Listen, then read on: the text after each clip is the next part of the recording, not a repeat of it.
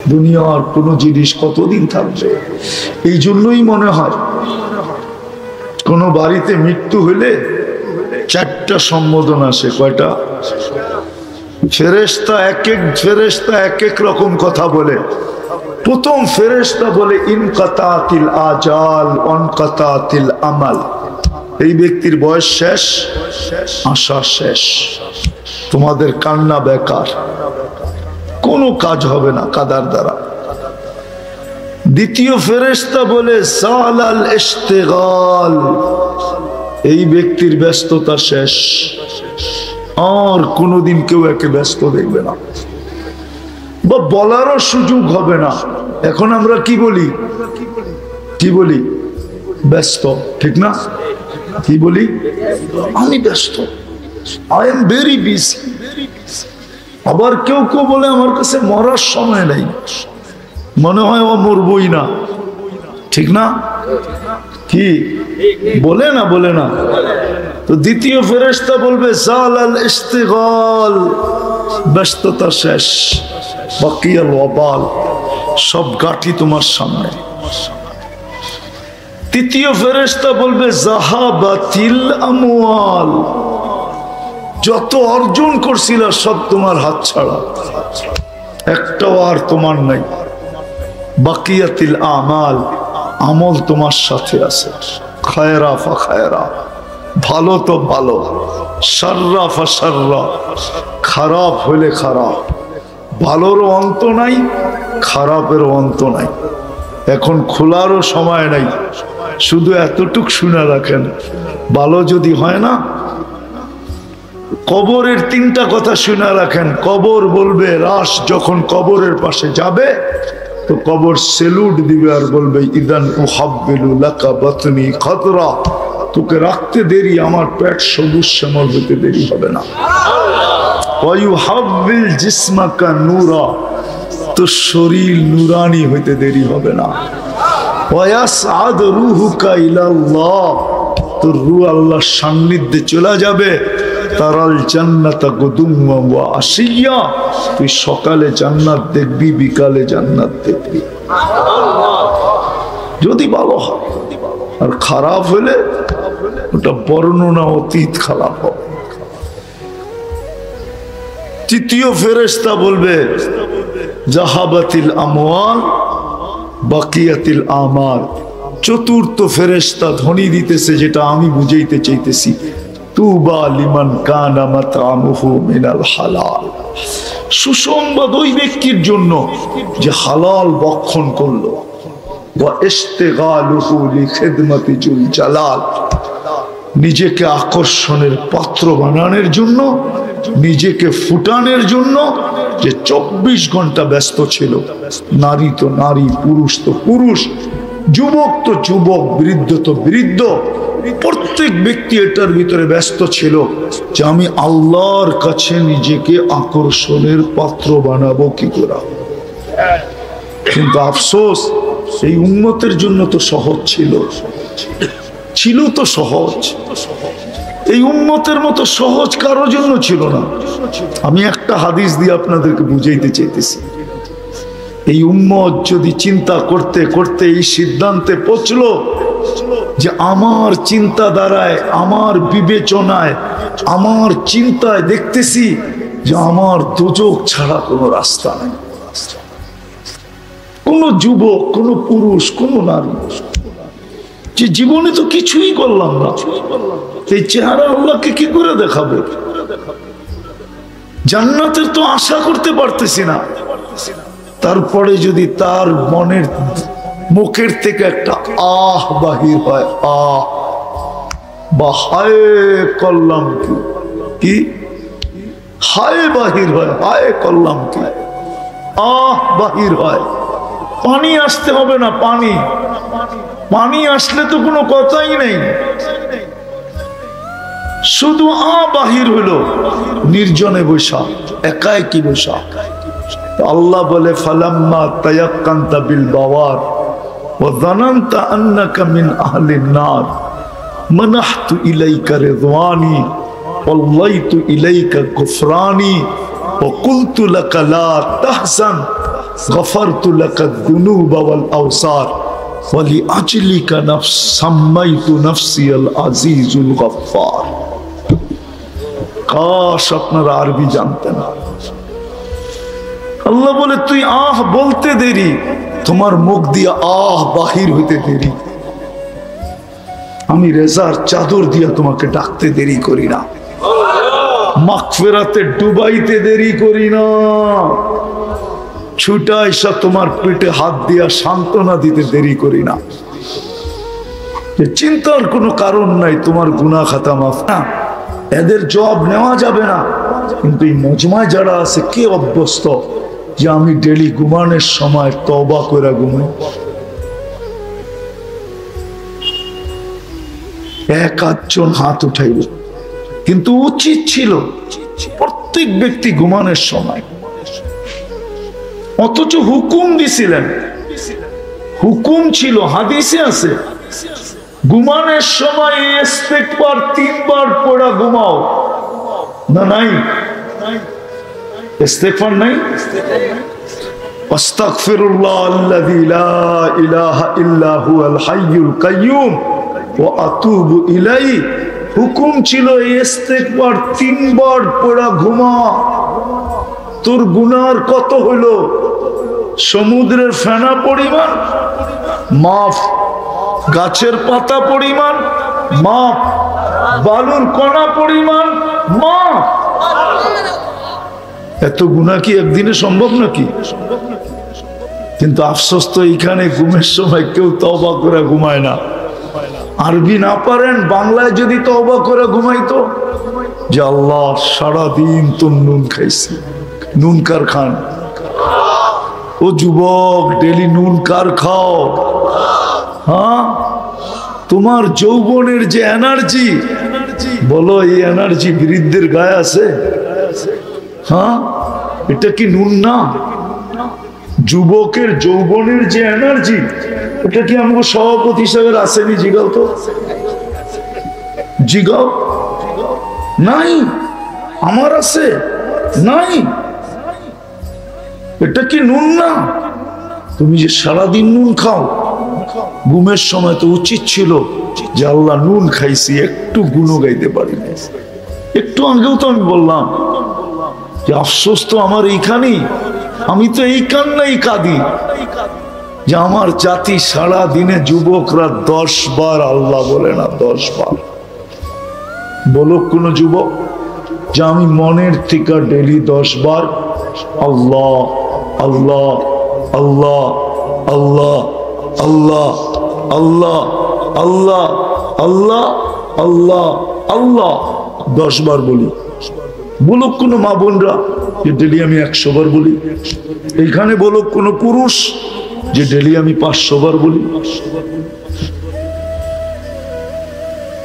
অথচ 24 ঘন্টায় 550 litre oxygen, 1,60,000 বার শ্বাস প্রশ্বাস। আমাকে পরিপূর্ণ সুস্থ রাখার জন্য ডেলি কুদরত দ্বারা 36 বার ডায়ালিসিস, কিডনি ডায়ালিসিস করেন। আমি যখন দেখি তো 26 কোটি ক্যামেরা ব্যবহার করে দেখি, 2 চোখে 26 কোটি ক্যামেরা। আমাকে যদি কিছু খাইতে দেয় তো 4 বার চেকিং এর পরে আমার মালিক ভিতরে যেতে দেয়। প্রথম আমার নাক চেক করে গ্রান ঠিক আছে কিনা, গ্রান ঠিক নাই ওইখান থেকে আউট, এটার গ্রান ঠিক নাই। দ্বিতীয় চেক করে স্বাদ ঠিক আছে কিনা, জিহ্বায় লাগতে দেরি, সাথে সাথে স্বাদ বলে দেয়, বলে না স্বাদ ঠিক নাই, আউট। তৃতীয় চেক করে দাঁত, কোন কণা জাতীয় কিছু আছে কিনা, পাথর জাতীয় কিছু আছে কিনা, শক্ত জাতীয় কিছু আছে কিনা যেটা পেটে গেলে হজম হবে না। দাঁত সর্বপ্রথম ওইটার উপরে কামড় করো। চতুর্থ চেকিং করে আঁশ জাতীয় কিছু ভিতরে যায় কিনা, চুল জাতীয় কিছু যায় কিনা। যাইতে চাইলে দেরি, জিহ্বা ওইটাকে টুকায়া বাহির করতে দেরি করে না। 4 বার চেকিং করে, 4 বার, কিন্তু তারপরে তো শোয়ার সময় তওবা করে না। করেন? করবেন আজকের থেকে? কে কে করবেন দেখি? যে আজকের থেকে আমি অভ্যাস বানাবো, শোয়ার সময় কি করব? কি করব? আরে এক নামান এতটুক শব্দ বলেন, আল্লাহ আমার তওবা। কি? আল্লাহ আমার, আরে হায়, আমরা তো আমগো মালিক চিনলাম না। আল্লাহ তো এই উম্মত মাপ না চাইলেও মাপ করে। মনে উঠলো এই জন্য বলতেছি। আদম আলাইহিস সালাম বলতেছে, ফুজিলা উম্মাতা মুহাম্মদ আলাইয়া বি40। 4 কারণে উম্মতে মুহাম্মদীকে আমার উপরে ফজিলত দেওয়া হয়েছে। প্রথম কারণ কি? আমি একটা ভুল করছি, কিয়ামতের সকাল পর্যন্ত মানুষ জানবে। জানে না? জানে না? উম্মতে মুহাম্মদী সারা দিন রাত গুনাহ করবে, আল্লাহ কাউকে জানতে দিবে না। কি জানে না? কি হ্যাঁ নাই এরকম গুনাহ? আমার আছে, আপনাদের নাই। যদি আল্লাহ প্রকাশ করে দিত তো মানুষ সমাজে জুতা মারতো, জুতা, জুতাই তো সার সার বলতো, জুতা দিত, জুতা। আমি হাদিসের শব্দ দিতেছি। আল্লাহ বলে, লাউ কাশাফতু সিররাকা লাসাব্বাকান নাস, যদি তোর ভুল ত্রুটি খুলে দিতাম তারপরও তো তুই আমাকে সমীহা করিস না, আমার ইজ্জত রাখিস না, আমার দিকে তাকাস না। তোর ভুল ত্রুটি যদি খুলে দিতাম, ও যুবক, তোমাদের পায়ে হাত দিয়া বলি, বলো আমাকে, সারাদিন 2 বন্ধু 3 বন্ধু মিলা নেটে যা দেখো, এটা যদি তোমাদের বাড়িওয়ালারা জানতো, সমাজ জানতো, বাড়িওয়ালারা জানলে কোনো মা বাবা তোমাকে ঘরে ঢুকতে দিত না। সমাজ যদি জানতো, তাহলে কোনো মেয়ের বাবা মেয়েকে তোমার হাতে উঠায় দিত না। সত্য? হ্যাঁ না? যুবকরা একমত না? একমত? এরকম কোন যুবতী যা সারাদিন দেখে, সমাজে যদি দিত আল্লাহ জানায়া, আমার তো মনে হয় না কোন ইয়াবাহা খোর পর্যন্ত কোন মেয়েকে বিয়ে করতে চাইতো না। কেননা যে ইয়াবাহা খায় ও একটা ভালো মেয়ে চায়। ও বলে, আমি খাই খাই, কিন্তু আমি একটা ভালো পাত্রী চাই। পরে যদি বলি, তোর ভালো দিয়া দরকার কি? তোরে পুইরা বানায়া দিতে পারলি তো হইল, তোর তো পুইরা দরকার, ঠিক না? কিন্তু ওই কি কয়, আমিও রাবেয়া বসরি চাই। আল্লাহ সাত্তারি করতেছেন। দ্বিতীয় হায় হায় হায়, বলে আমি ভুল করছি কবে, আর তওবা কবুল হইছে কবে? ভুল করছি কবে, তওবা কবুল হইছে কবে? কতদিন পর? উম্মতে মুহাম্মদী গুনাহ করবে, ওই গুনার বস্তুর উপরে দাঁড়ায়া মাপ চাবে না, খালি চিৎকার দিবে, হায় আল্লাহ করলাম কি? ইয়া রব্বানা, কি করলাম আল্লাহ? আল্লাহর সাথে সাথে জবাব দিবে, আলিমা আবদি আন্না লাহু রাব্বা। আমার বান্দা জানলো তার একজন রব আছে। ইয়াখুজ ওয়া ইয়াফু, সে জানে আমি তাকে শাস্তিও দিতে পারি, মাফও করে দিতে পারি, সে জানে। বিদায় মাপ না চাক, আল্লাহ বইলা তো স্বীকার করলো, রব বইলা তো স্বীকার করলো, ফাগফারতু লাহ, আমি মাফ করে দিলাম। কিন্তু আদম আলাইহিস সালাম বলে, আমি কবে ভুল করলাম? আর তওবা কবুল হইল, তওবা কবুল হইল কবে? আমি একটা ভুল করছি, আমাকে জান্নাত থেকে বের করে দিছে, ঠিক না? আরে সত্য তো। উম্মতে মুহাম্মদী রাত দিন গুনাহ করবে, তারপরও জান্নাতে যাবে। কি যাবে না? এই উম্মত কি যাবে না? না মনে হয় আপনাকে বিশ্বাস হয় না?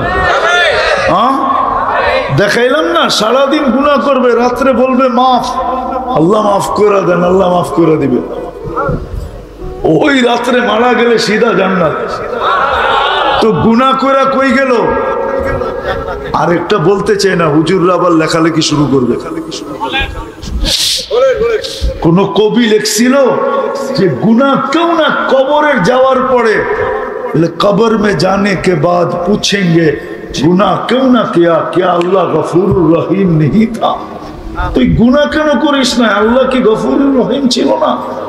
হাদিস আছে, লাউ লাম তাযনিবু লা আজআলু খালকান ইয়াযনাবু ওয়া ইস্তাগফির। আল্লাহ ইস্তিগফারকে বলো ভালোবাসে।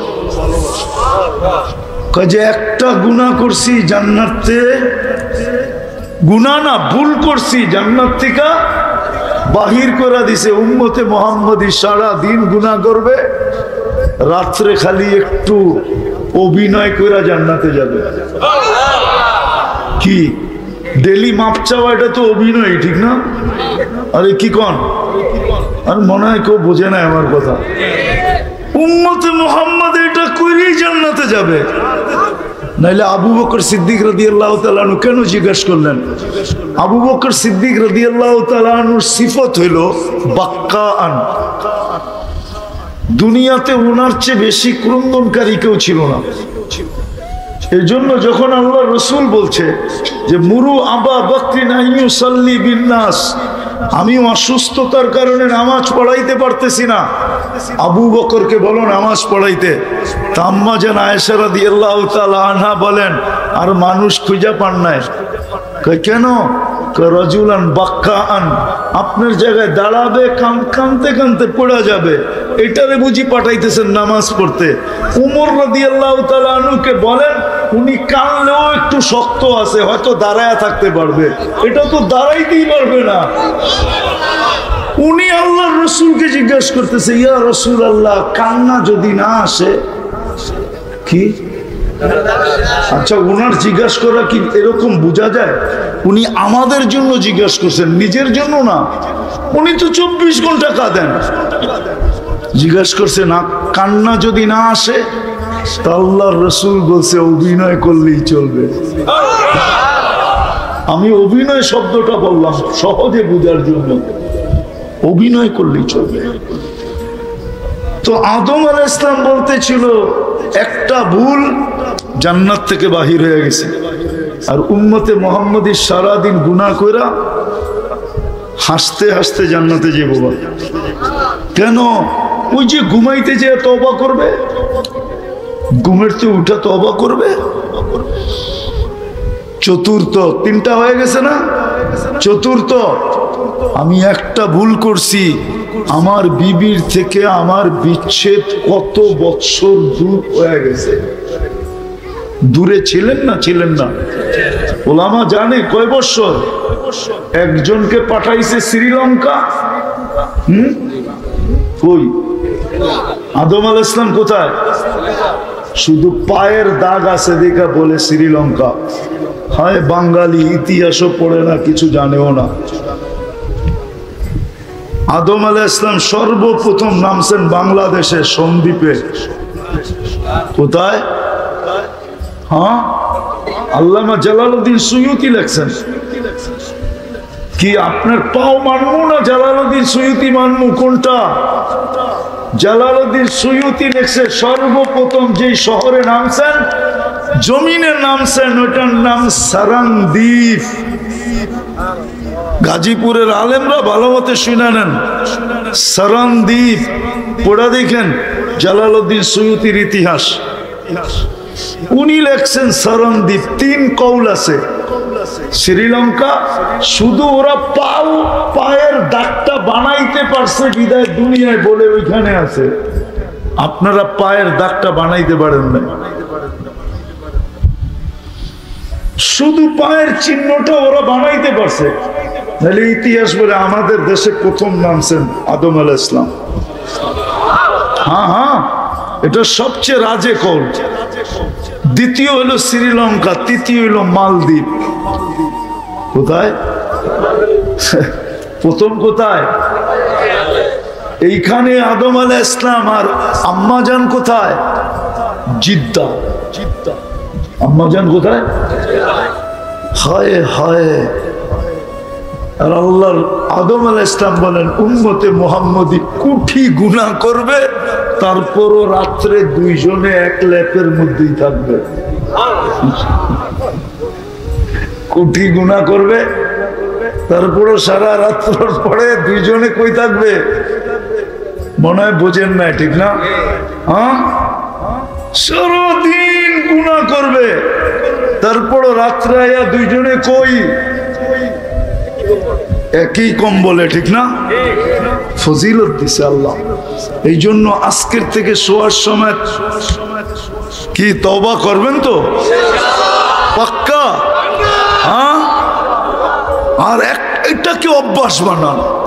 আর একটা কাম করলেই হবে, যেটা আমার দিলের সবচেয়ে বড় ব্যথা, যে আজান শুনতে দেরি, যেখানে আসি ওইখানে দাঁড়াইতে দেরি করব না। আপনি দোকানে আসেন, দোকানে দাঁড়ান। হাটে আসেন, হাটে দাঁড়ায় যান। বাজারে আসে, বাজারে দাঁড়ায় যান। মেইলে আসেন, মেইলে দাঁড়ায় যান। ফ্যাক্টরিতে, ফ্যাক্টরিতে, অফিসে, অফিসে, আদালতে, আদালতে, রোডে, রোডে দাঁড়ায় যান। ঘাটে, ঘাটে দাঁড়ায় যান। খেতে, খেতে দাঁড়ায় যান। খামারে আসেন, খামারে দাঁড়ায় যান। ঘরে আসেন, ঘরে দাঁড়ায় যান। বাড়িতে আসেন, বাড়িতেই দাঁড়ায় যান। আজানের আওয়াজ শুনতে দেরি। আজকে মুসলমানের দুরবস্থার সবচেয়ে বড় কারণ এটা। আল্লাহর নারাজ হওয়ার সবচেয়ে বড় কারণ আমি মনে করি কোনো গুনাহ না। কেননা এরকম ফিতনার পরিবেশ তো আগের থেকেই ঘোষিত, ঠিক না? কিয়ামতের আগে কি হবে? ফিতনার, ফিতনার, ফিতনার, ফিতনা। আমি একটা প্রমাণ দিই, মানবেন কিনা জানি না, হুজুররা মানবে কিনা। এই কাপড়টা সুদের ভিতরে ডুব দিছে 6 বার। কয়বার জানেন? আমি দেখাই। যারা তুলা চাষ করছে ওরা লোন নিয়ে করছে।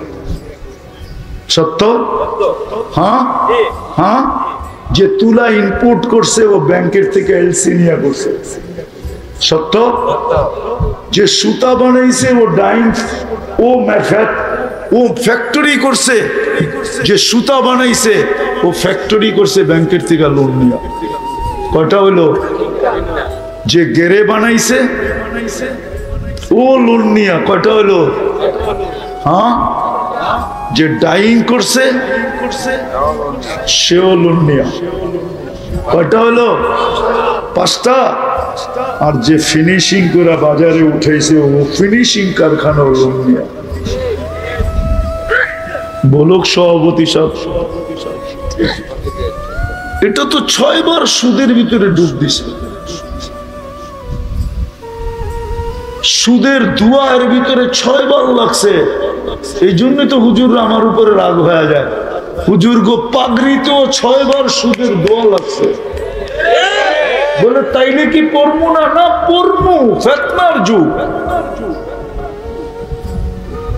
কিন্তু যদি একটা কাজ করত, আজানের আওয়াজ শুনতে দেরি, ছুটে আসতে দেরি না করত, তাইলে মনে হয় আজকে এই দুরবস্থায় উম্মতের কোনোদিন হতো না। আজকে যে দুরবস্থা, আমি তো কালকে রাত্রে ভাবতেছিলাম যে আমার তো খাওয়া ছেড়ে দেওয়া উচিত। আমি খাই তো খাই কি করে? ফিলিস্তিনের চিত্র দেখলে আমি যদি মুসলমান হই তাহলে আমার খাওয়া মুখে উঠা উচিত না। কেন? মুসলিম এক শরীরের মতো। বাচ্চাদের রক্ত দেখলে আমরা দিব্যি চলতেছি না? ডেলি 2 রাকাত নফল পড়ি, আল্লাহর কাছে দোয়া করি না? 2 টাকা সদকা দেই, যে আসদকা তো তারুদ্দুল বালা। শুধু চিল্লাইতেছি আর চিল্লাইতেছি। চিল্লাম ছাড়া তো কিছু করতেছি না। কি হুজুর রাগ হয়ে গেলেন? পায়ে হাত রাখি, চিল্লাম ছাড়া কি করি বলেন? বলুক এই মজমা যে আমরা ডেলি 2 রাকাত সালাতুল হাজত পড়ি। বলুক এই মাদ্রাসা যে ডেলি আমরা ফিলিস্তিনের জন্য 1 ইয়াসিন খতম করি। রাগ হয় না, পায়ে হাত রাখি। যখন এইখানে করে না, অন্য কেউ করে না। যে ডেলি আমি 41 বার ইয়াসিন পড়ি শুধু ফিলিস্তিনের নামে, তারপরে দোয়া করি আল্লাহ তোর ইয়াসিনের বরকতে একটু সাহায্য করে দেখা না। আজকে যদি মুসলমান শুধু নামাজ ধরে রাখতো, শুধু নামাজটা, অথচ আল্লাহ ডাকে আসে না। কে ডাকে? কে ডাকে? কে ডাকে? শুধু আল্লাহ ডাকে। আল্লাহ তো জোরে বলতে চায় না। আল্লাহ বলতে চান? কে ডাকে আমাদেরকে? মন খুইলা বলেন আল্লাহ। যত জোরে মন খুইলা আল্লাহ বলবেন, ভিতরটা ওপেন হয়ে যাবে। ওপেন। কোন এটারে কি বলে, আরে কি ব্লক শ্লোক থাকবে না, সব ওপেন হয়ে যাবে। আল্লাহ বলার মতো বলে না। তো শুধু আল্লাহ ডাকে না, তো রহমানও ডাকে, রহিমও ডাকে, মালিকও ডাকে, কুদ্দুসও ডাকে, সালামও ডাকে, মুমিনও ডাকে, মুহাইমিনও ডাকে, আজিজও ডাকে, জব্বারও ডাকে, মুতাকাব্বিরুল খালিকুল বারিউল মুসাব্বিরুল গফফারুল কহ্হারুল ওয়াহ্হাবুর রাজ্জাকুল ফাত্তাহুল আলিমুল কাবিদুল বাসিতুল খাফিদুর রাফিউল মুইজ্জুল মুদিল্লুস সামিউল বাসীরুল হাকামুল আদলুল লতীফুল খাবীরুল হালিমুল আযীমুল গফুরুশ শাকুরুল আলিকুল কবীরুল হাফিজুল মুকীতুল হাসিবুল জলিলুল করিমুর রকিবুল মুজিবুল ওয়াসি আল হাকিমুল ওয়াদুদুল মজিদুল বাঈতুশ শাহীদুল হকুল ওয়াকিলুল কবিয়ুল মতিনুল ওয়ালিয়ুল হামিদুল মুসি আল মুবদি আল মুঈদ আল মুহয়ি আল মুমীত আল হাইয়্যু আল কাইয়্যুম আল ওয়াজিদ আল মাজিদ আল ওয়াহিদ আল আহাদ আস সামাদ আল কাদির আল মুকতাদির আল মুকদ্দম আল মুআখ্খার আল আউয়াল ওয়াল আখির আল যাহির ওয়াল বাতিন আল ওয়ালি আল মুতাওয়ালি আল বাররু তাওয়াবুল মুনতাকিম আল আফু আর রউফ মালিক আল মুলক যাল জালালি ওয়াল ইকরাম আল মুকসিত ওয়াল জামি ওয়াল গনি ওয়াল মুগনি আল মানি আদ দার আল নাফি আল নূর আল হাদি আল বদি ওয়াল বাকি আল ওয়ারিস ওয়াল রশিদ আস সাবুর জাল্লে জালালু 99 পদের মালিক আল্লাহ ডাকো। 80% মুসলমান নামাজ পড়ে না,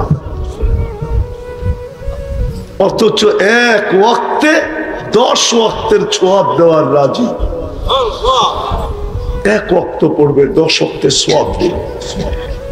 একটু আমি ভুল বলছি? এক ওয়াক্ত পড়বে, জামাতের সাথে 270 ওয়াক্তের সওয়াব দিবে। কত? কত? 270 ওয়াক্তে, তারপরে পড়ে না। অথচ 24 ঘন্টা নুন খায় কার? তো আপনাকে পিটাবে না, পিটাবে কাকে বলেন? কাকে পিটাবে? এই জন্যই তো আজকে নারাজ, এই জন্যই তো নারাজ। আজকে কয় তারিখ? আজকে নভেম্বরের 3 তারিখ, ঠিক না?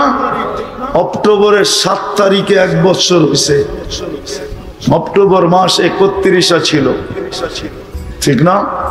হ্যাঁ, আজকে কয় তারিখ? 3 তারিখ, ঠিক না? 4 দিন কম 1 বছর 1 মাস হইতে চললো। 4 দিন কম, 4 দিনও না, 3 দিন, 31 মাত্র 3 দিন পরে 1 বছর 1 মাস হবে। এখনো কোনো সাহায্যের চিহ্ন দেখা যাইতেছে না। প্রতিদিন শত শত লোক মারা যাইতেছে। গতকালকেও 86 জন শিশু মারা গেছে, 86 জন। চিত্র নেটে আছে, চিত্রগুলো, ছবিগুলো নেটে আছে। এক দিল যদি থাকে, একবারে তাকাবে, দ্বিতীয়বার তাকাইতে পারবে না। অঙ্গগুলো এরকম ছিটা পড়ে গেছে, দুধের শিশু। কিন্তু সাহায্যের তো কোনো লক্ষণ দেখি না। কেন দেখি না জানেন? আমার মনে হয় একটাই কারণ, ফিতনা হবে, আল্লাহ রসুল বলে গেছে। কিন্তু যদি মুসলমান 100 ভাগে 100 ভাগ নামাজ পড়ত, আল্লাহর ডাকে সাড়া দিত। এই জন্য পায়ে হাত দিয়ে শেষ কথা বলতেছি, চলেন আজকের থেকে আমরা অঙ্গীকার করি, এই মজমায় বসা এখন আল্লাহ আমাদের দুনিয়ার ছাদে আঁকা প্রথম আকাশ ডাকতেছে মাফ করার জন্য। কার কি প্রয়োজন ডাকতেছে, আমরা অঙ্গীকার করি আজকের থেকে নামাজ ছাড়বো। পাক্কা ওয়াদা? যুবকরা কি বলে? যুবকরা নামাও, তুমি গুনাহ করো, আমি অনুমতি দিতেছি না, কিন্তু আমার কথাটা বোঝো, তুমি গুনাহ করো, আমার কোনো অবশ্য, কিন্তু নামাজ ছেড়ো না। মুসলমান নামাজ ছাড়তে পারে না। ওর চেয়ে বড় নিকৃষ্ট কেউ নাই যে আল্লাহর ডাকে সাড়া দিল না। বিশ্বাস করেন আমার কথা। আব্দুল কাদের চিলানি লেখছে, শুকর বলে আল্লাহ, ওর চেয়ে বড় নিকৃষ্ট আমার কাছে কেউ নাই যে নামাজ আজান শুনলো, নামাজের জন্য আসলো না। এই জন্য আমার একটা অনুরোধ, আমি যখনই ঘুমের থেকে উঠবো আর চক্ষু খুলবো, আমার প্রথম দৃষ্টিটা যেন কোনো বেনামাজির উপরে না পড়ে। পড়বেন নামাজ? পাক্কা? সত্য? হ্যাঁ। ফিলিস্তিনের জন্য দোয়া করেন, ডেলি সদকা দেন, 2 টাকা দেন। আর সদকা তো তারুদ্দুল বালা, বিপদকে দূর করে। ডেলি 2 রাকাত দেন, 2 টাকা এদের নামে সদকা করেন, 2 রাকাত নফল পড়া দোয়া করেন। নাইলে কোনো চিহ্ন দেখতেছি না। মিডিয়ার এই সমস্ত কথা, বাস্তব কিছু দেখতেছি না। সাহায্য কবে আসবে? আর এটা ছাড়া সাহায্য আসবে না। শুধু চিৎকার দিলে সাহায্য হবে না, আপনি বললেই হবে। আপনি এখান থেকে ছুটা চলে যাবেন ফিলিস্তিন, পারবেন? হ্যাঁ পারবেন? পারবেন? হ্যাঁ। আরে অন্য দেশ অনুমতি দিলে দিতেও পারে, সর্বপ্রথম আপনার পাশেরটাই তো দিবে না। কেন? ওই দেশ তো ইসরায়েলের মহাবন্ধু, সে তো চাবে না আপনি ওইখানে যে ইসরায়েলের পক্ষে লড়েন, ফিলিস্তিনের পক্ষে লড়েন। আপনি খালি চিৎকার দিলে হবে নাকি? খালি মাঠ গরম করলেন আর যুবকরা কতক্ষণ স্লোগান দিল, শেষ। আসল কাজ করেন, রাত্রে ওঠেন, চোখের পানি ঝরান, 2 রাকাত পড়েন, আল্লাহর কাছে হাত উঠান, সকালে ওঠেন। আমি তো দেখতেছিলাম চাঁদা করতেছিল, ফিলিস্তিনের নামে 2 টাকা করে এই মাদ্রাসায় দিয়া যায়। এই মহল্লাবাসী যদি ডেলি 2 টাকা করে ফিলিস্তিনের নামে এইখানের এতিম ফান্ডে, গোরাবা ফান্ডে দেয়, তো আমার মনে হয় ডেলি 1 লাখ টাকা এমনি জমা হবে। মানুষও যতক্ষণ পর্যন্ত মানুষের মতো মানুষ না হয়, যুবক যতক্ষণ পর্যন্ত যুবকের মতো যুবক না হয়, নারী যতক্ষণ পর্যন্ত নারীর মতো না হয়, নারীর মতো না হয়, পুরুষ যতক্ষণ পর্যন্ত পুরুষের মতো না হয়। আমি দুনিয়ার আকর্ষণ বুঝাইতে চাইতেছি না। দুনিয়া তো দুনিয়াই, ঠিক না? দুনিয়া একটা প্রবাদ বাক্য আছে, কয় দিল লাগি দেওয়ার সে পরি কে আছিস, মনে হয় বোঝেন না?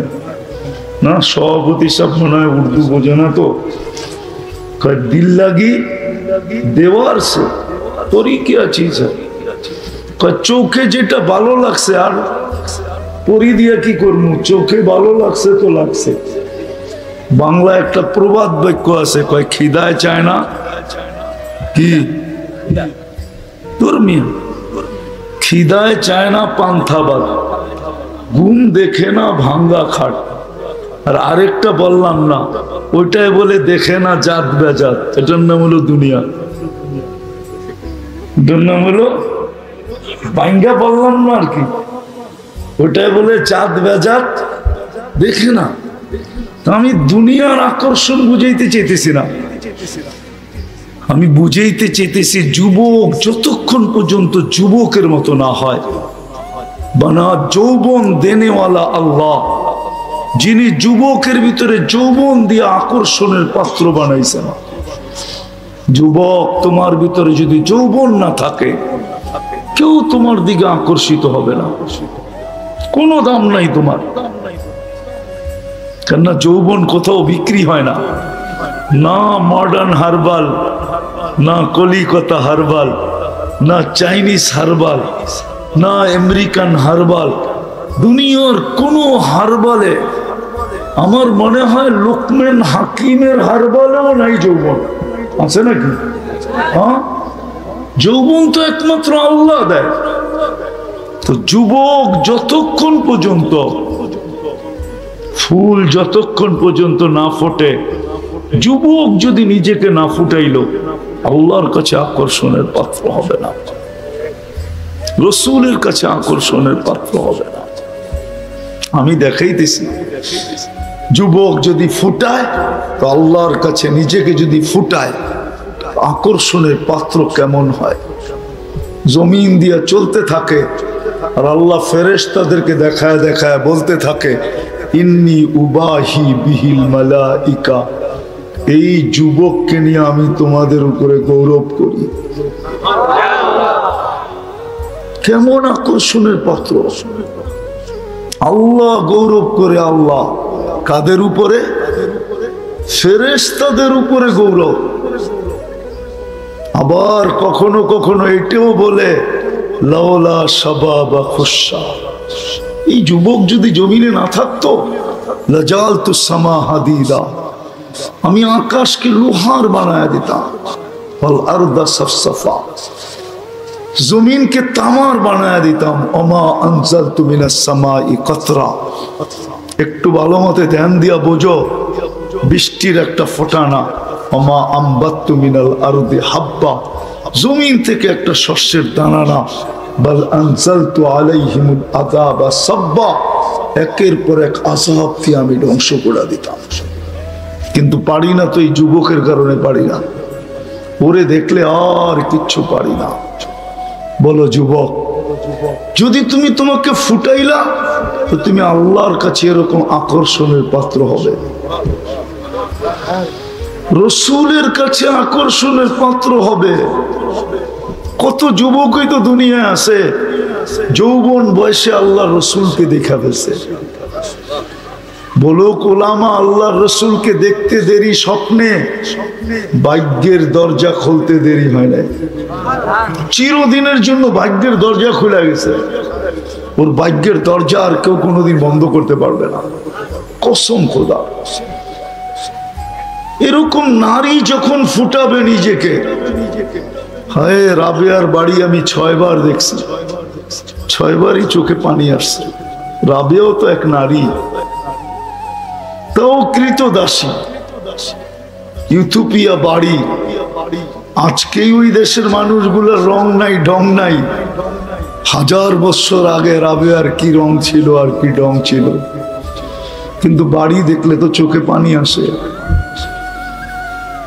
একজনও পাই নাই যে দেখছে আর কাঁদে নাই, সবার চোখ দিয়ে পানি জড়তেছে, ভিতরে চিৎকার আসতেছে, হায় রাবেয়া তুমি কোথায়?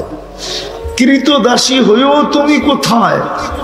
আমার সমাজের মা বোনরা স্বাধীন হয়েও কোথায়? সে তো স্বাধীন, কৃতদাসী তো পরাধীন ছিল, সে কোথায়? আর আমার স্বাধীন মা বোন কোথায়? আমার ঘরের মেয়েরা কোথায়? আমার ঘরের স্ত্রী কোথায়? রাবেয়া তুমি কোথায়? একটু ভাবে। রাবেয়া কৃতদাসী ছিল, নিজেকে ফুটাইছে। বেলাল রাদিয়াল্লাহু তাআলা আনহু কৃতদাস ছিল, কিন্তু নিজেকে এতটুক ফুটাইছেন। আমি তো বলি বেলাল যেন বলতেছিল, যেই হাদিস উলামায়ে কেরাম শোনায়, আমি একটু অন্যভাবে শুনাই।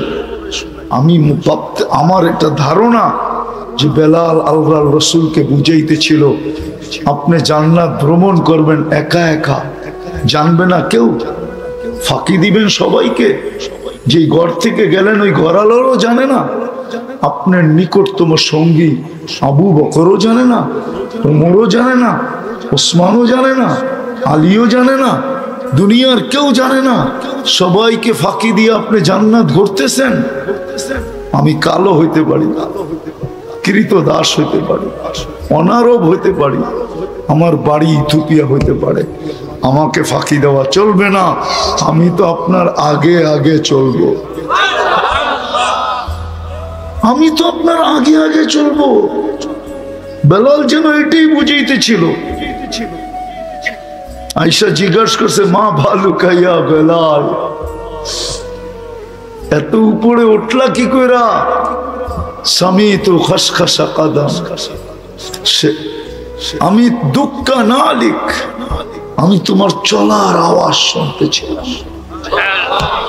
এত বড় মর্যাদা কিভাবে সম্ভব? তো বইলেও দিছেন কিভাবে সম্ভব। বলছে উজু করতে দেরি, কখনো 2 রাকাত পড়তে দেরি করি না। তাহিয়াতুল উজু যাকে বলে, আল্লাহর রাসূল বলছে হ্যাঁ এটা দিয়ে তুমি এত উপরে উঠলে। তো বেলাল নিজেকে ফুটাইছিলেন। আজকে যদি মামুনও নিজেকে ফুটায়, আমি কি দিয়া ফুটাবে ওইদিকে নিয়ে যাব, তাহলে সেও আল্লাহর কাছে।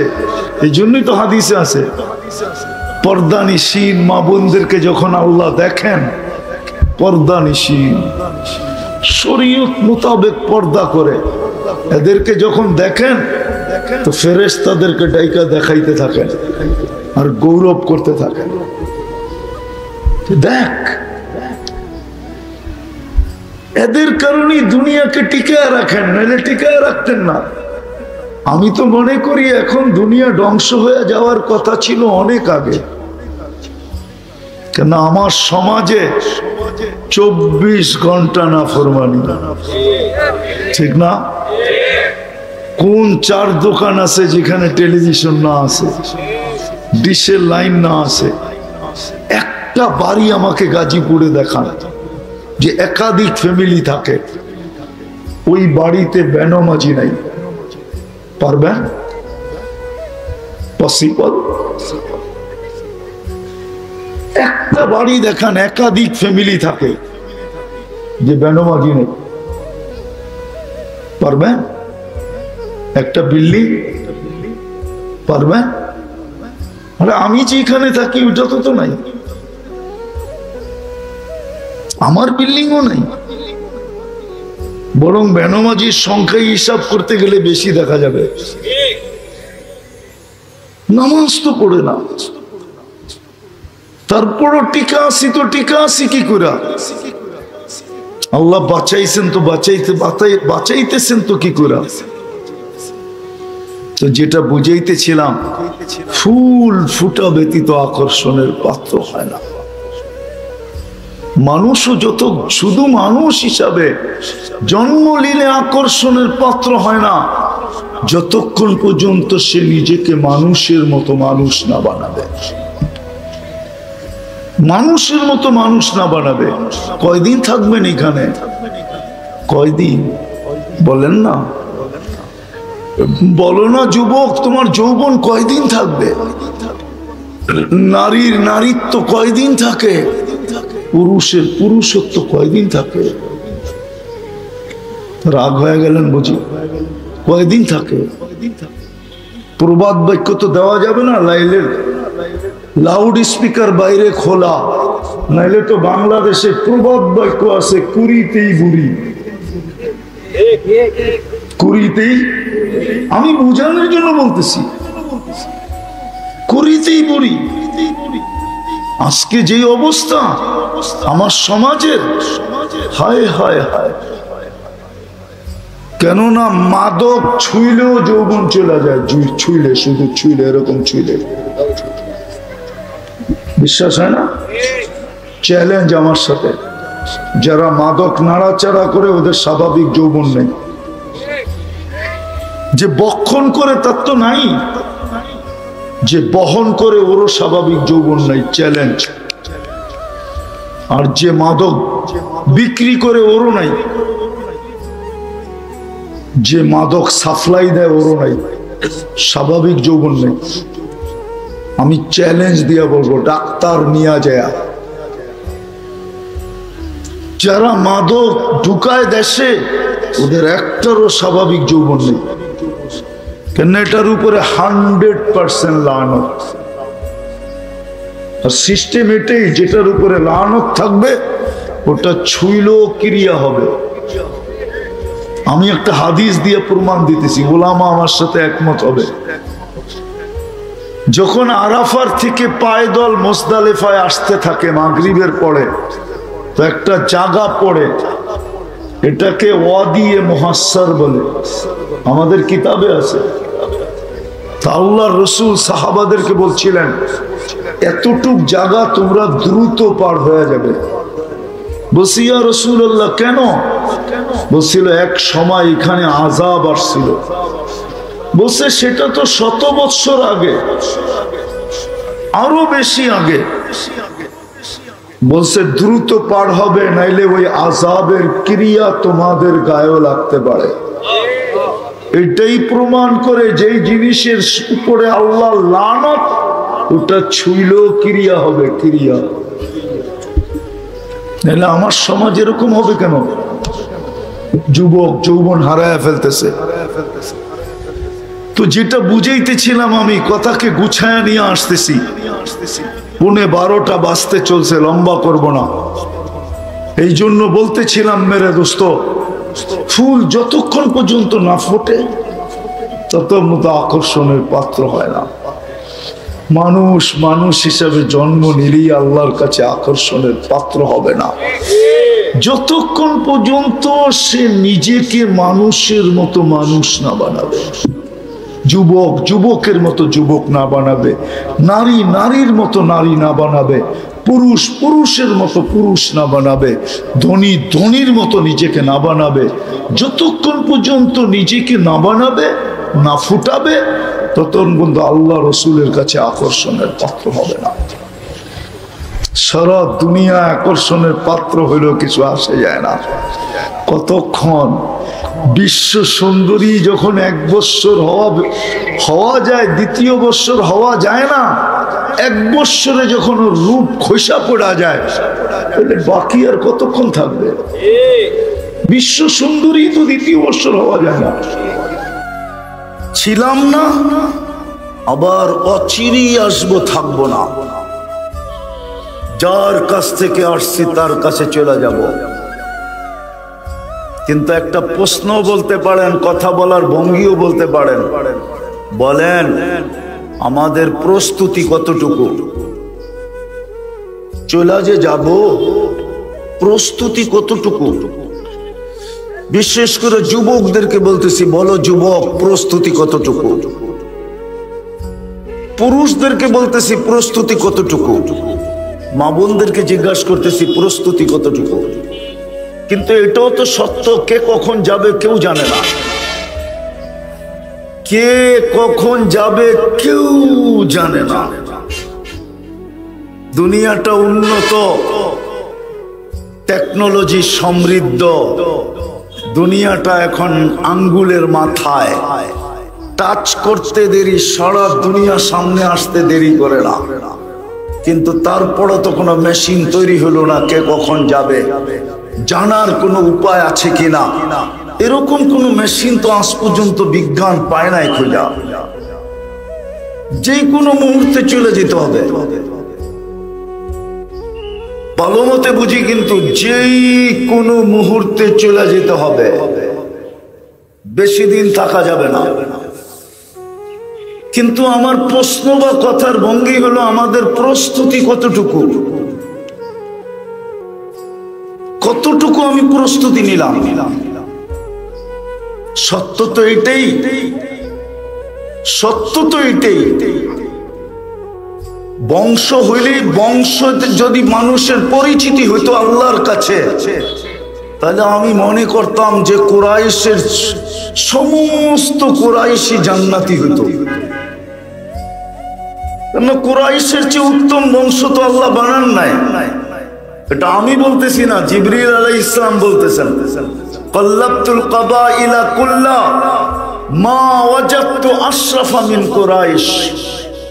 সমস্ত গোত্রকে ছাইনা দেখলাম, কুরাইশের চেয়ে উত্তম কোনো বংশ নাই। যদি সোসাইটির হইলেই হতো তাহলে মক্কার চেয়ে উত্তম কোন জমিন দুনিয়াতে নাই। আমি বলতেছি না, জিবরিল আলাইহিস সালাম বলতেছে, কল্লাবতুল কাবাইলা কুল্লা কল্লাবতুল আরদা কুল্লা মা ওয়াজাদতু আতিয়াবা মিন মক্কা। দুনিয়ার জমিন কেন, সমগ্র জগতের জমিন ছাইনা দেখছি, মক্কার চেয়ে উত্তম কোন জমিন নাই। মক্কার চেয়ে উত্তম কোন সোসাইটি নাই। মক্কার সোসাইটি সবচেয়ে উত্তম সোসাইটি। নাইলে আল্লাহ নিজের ঘরটা এখানে রাখবেন কেন? দ্বিতীয় দ্বিতীয় তৃতীয় তৃতীয় তৃতীয় তৃতীয় তৃতীয় তৃতীয় সম্পর্ক যদি হইতো তাহলে তো কোরআন অনেক সম্পর্কের কথাই আমাদেরকে বুঝান। একদিকে বাপ বেটার সম্পর্ক বুঝান, আরেকদিকে বেটা বাপের সম্পর্ক বুঝান। যদি সম্পর্ক হইতো তাইলে ইব্রাহিম আলাইহিস সালামের আব্বার জাহান্নামে যাওয়ার কোনো সুযোগ ছিল না। যদি বেটার দিকে দেখা হয় তাহলে নূহ আলাইহিস সালামের ছেলের জাহান্নামে যাওয়ার কোনো সুযোগ হতো না। যদি স্বামী স্ত্রীর দিকে দেখা হয়, যেখানে একজনের কোনো অঙ্গ আরেকজনের কাছে লুকায়িত থাকে না, সমস্ত দুইজনের অঙ্গ দুইজনের কাছে বিলকুল প্রস্ফুটিত, কোনো লুকায়িত না, তাইলে নূহ আলাইহিস সালাম লূত আলাইহিস সালামের স্ত্রীদ্বয়ের জাহান্নামে যাওয়ার কোনো সুযোগ ছিল না। বিদায় আমার কথা শুরু ছিল, ছিলাম না, অচিরেই আসবে, থাকবো না। কিন্তু প্রশ্ন হলো প্রস্তুতি কতটুকু, কতটুকু আমাদের প্রস্তুতি। যেই কোনো সময় তো উঠে যেতে পারি। দুনিয়ার কোনো পরিচয় যদি চলতো তাহলে একটা পরিচয় চলতো, একটা আমার বিবেক বলে, সেটা হলো আবু তালেব আর মুহাম্মদুর রাসূলুল্লাহর পরিচয় চলতো। আপনি জানেন না আবু তালেবকে আর মুহাম্মদুর রাসূলুল্লাহকে? আমরা হয়তো জানি আমাদের নবী, ঠিক না? দুঃখ তো আমার এইখানেই, সারা বাংলাদেশে দেখবেন শুধু দুটা শব্দই বেশি পাবেন, একটা হইলো ওয়াজ মাহফিল আর একটা হলো তাফসীর মাহফিল। সিরত মাহফিলও পাবেন না, শানে রিসালাতও পাবেন না, শানে সাহাবাও পাবেন না, শানে ওলামাও পাবেন না, শানে আউলিয়াও পাবেন না। হুজুররা রাগ হয়ে যাবে, কেননা শুদ্ধ এলাকার লোক তো, আমরা তো তেমন একটা শুদ্ধ বেশি জানি না, রাগ হয়ে যাবে। যেইখানে দেখবেন বাংলাদেশে হয়তো তাফসীর মাহফিল নাইলে ওয়াজ মাহফিল, না সিরত মাহফিল, না শানে রিসালাত, না শানে সাহাবা। এই জন্য চারজন সাহাবী ছাড়া উম্মত আর একজনকেও চিনে না। চারজন ছাড়া উম্মত আর একজনকেও, হুজুর রাগ হয়ে গেছে। শানে সাহাবা নাই, শানে ওলামা নাই, জাতি জানি না ওলামা কি। এই জন্যই তো জাতি ওলামা দেখতে পারে না। বেশিরভাগ মানুষ ওলামা বিদ্বেষী, অথচ পুলিশ দেখলে ভয় পায়, ওলামা দেখলে ভয় পায় না। পুলিশ তো হইলো সরকারের সৈনিক, ঠিক না? আর ওলামা হইল আল্লাহর সৈনিক। কার কার মনে হয় বিশ্বাস হয় না, ঠিক না? দেশকে সুরক্ষিত রাখার জন্য 5 ধরনের প্রশাসন আছে বাংলাদেশে, 5 ধরনের। কয় ধরনের? শুধু দেশকে না, দেশ এবং দেশের স্বাধীনতা সার্বভৌমত্বকে অক্ষুণ্ণ রাখার জন্য 5 ধরনের সরকারি, একটা হলো পুলিশ বিভাগ, এটা হলো দেশের অভ্যন্তরীণ শৃঙ্খলাকে ঠিক রাখার জন্য, শান্তি নিরাপত্তাকে ঠিক রাখার জন্য সরকারের পক্ষ থেকে নির্বাচিত হলো পুলিশ বাহিনী। আপনি বলবেন ভিতরে তো আনসারও আছে, র্যাবও আছে, এরা সব পুলিশের অন্তর্ভুক্ত, পুলিশের অধীন। তো প্রথম হলো পুলিশ বাহিনী, সীমান্ত পাহারা দেওয়ার জন্য বিজিপি, যেন সীমান্তের ভিতরে কেউ না ঢুকতে পারে, 1 ইঞ্চি জায়গাও না নিতে পারে। আর স্বাধীনতা সার্বভৌমত্বকে ধরে রাখার জন্য আকাশিক ভাবে বিমান বাহিনী, সামুদ্রিক ভাবে নৌবাহিনী, আর স্থল ভাগে সেনাবাহিনী। এই 5 বাহিনী হলো দেশকে সুরক্ষিত করার জন্য। আর কোরআন হাদিস দ্বীনকে সুরক্ষিত করার জন্য আল্লাহ নির্বাচিত করছে 4 বাহিনী। কয় বাহিনী? কয় বাহিনী? ভালো মতে বোঝেন কিন্তু। কয় বাহিনী? 4 বাহিনী। হরফের জন্য আল্লাহ নির্বাচিত করছে কারীদেরকে, যেন হরফ অক্ষরকে কেউ কোনোদিন বিকৃত না করতে পারে। কারীরা এটাকে ঠিক রাখবে। মাখরাজ যেখান থেকে উচ্চারণ, ওইখান থেকে যেন চুল পরিমাণ এদিক ওদিক না করতে পারে। এই জন্য কারী আল্লাহ সৈনিক নির্বাচিত। দ্বিতীয়, শব্দকে সুরক্ষিত করার জন্য নির্বাচিত হাফেজ, ও শব্দকে সুরক্ষিত করবে, কোরআনের শব্দ যেন কেউ এদিক ওদিক না করতে পারে। তৃতীয়, অর্থ এবং তাফসীরকে সুরক্ষিত করার জন্য ওলামারা নির্বাচিত। ওলামারা নির্বাচিত, এরা 3য় বাহিনী। কেউ যেন কোরআনের অর্থ উল্টা পাল্টা না করতে পারে, তাফসীর যেন উল্টা পাল্টা না করতে পারে। করতে দেরি ওইখানেই ওকে ধরতে দেরি করবে না। সত্য তো?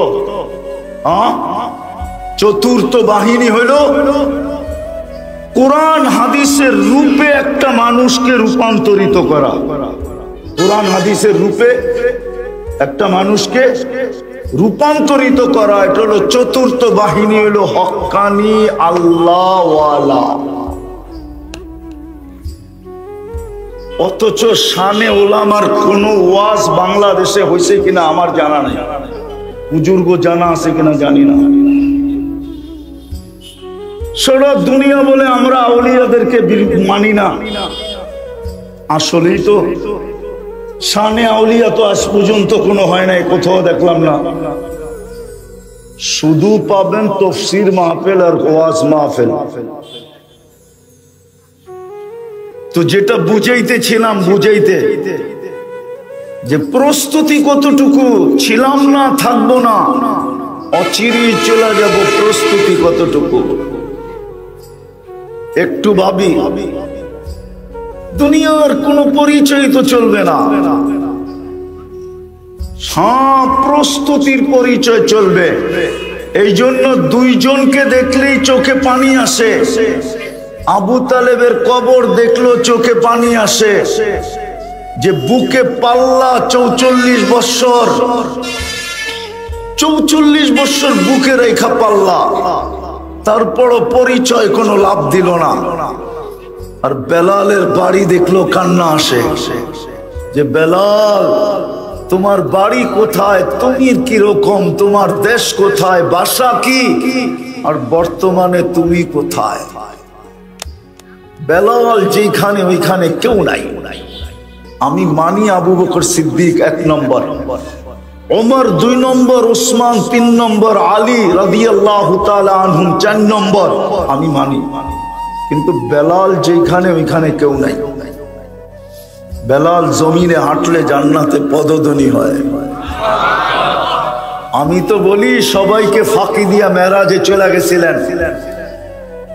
সবচেয়ে নিকটতম মানুষটাও জানেন না কোথায় আছেন, এখন কি করতেছেন, বিচরণ কোথায়। আবু বকর সিদ্দিক যেই ঘর থেকে গেছেন ওই ঘরালাও জানে না কোথায় গেলেন। কিন্তু বেলাল মনে হয় বলতেছিল সবাইকে ফাঁকি দিছেন মানলাম, কিন্তু আমি কালো হইতে পারি, ইথিওপিয়া বাড়ি হইতে পারে, আমি অনারব হইতে পারি, আমার জবানটা তোতলা হইতে পারে, আমি কৃত দাস হইতে পারি, আমাকে ফাঁকি দেওয়া সম্ভব না। আমি তো আপনার আগে আগে চলব।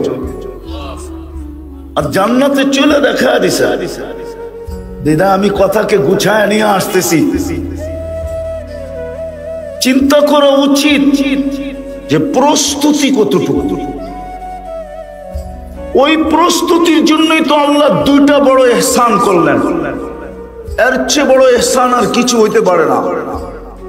এর চেয়ে বড় ইহসান কিচ্ছু হইতে পারে না। ওলামা আমার সাথে একমত হবে, যাকে আল্লাহ মুসলমানের ঘরে অস্তিত্ব দিলেন, এর চেয়ে বড় ইহসান কি হইতে পারে? এর চেয়ে বড় দয়া কি হইতে পারে? এর চেয়ে বড় ভালোবাসা আর কি হইতে পারে?